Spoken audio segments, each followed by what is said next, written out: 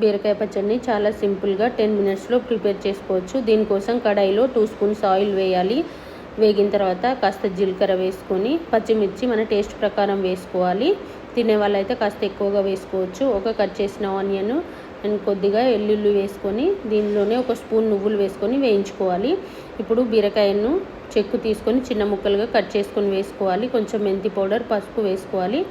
బీరకాయ ముక్కలను చెక్కుతో కూడా వేసుకోవచ్చు. ఒక చిన్న టమాటో, కొద్దిగా చింతపండు గుజ్జు వేసుకొని అండ్ కొత్తిమీరను కూడా కట్ చేసుకొని వేసుకొని 5 నిమిషాలు మీడియం ఫ్లేమ్ మీద మగ్గనివ్వాలి. మగ్గిన తర్వాత చల్లారిన తర్వాత కచ్చాపచ్చగా గ్రైండ్ చేసుకోవాలి. రోట్లో కూడా నూరుకోవచ్చు. ఇప్పుడు కడాయిలో ఆయిల్ వేసుకొని జీరా వేసుకొని వేగిన తర్వాత ఒక రెడ్ చిల్లీ, కరిపత్తా వేసుకొని స్టవ్ ఆఫ్ చేసుకోవాలి. ఇప్పుడు మనం గ్రైండ్ చేసుకున్నటువంటి బీరకాయ పచ్చడిని ఇందులో వేసి బాగా మిక్స్ చేసుకోవాలి. దీన్ని వేడివేడి అన్నంలో నెయ్యితో కలుపుకొని తింటే చాలా టేస్టీగా ఉంటుంది.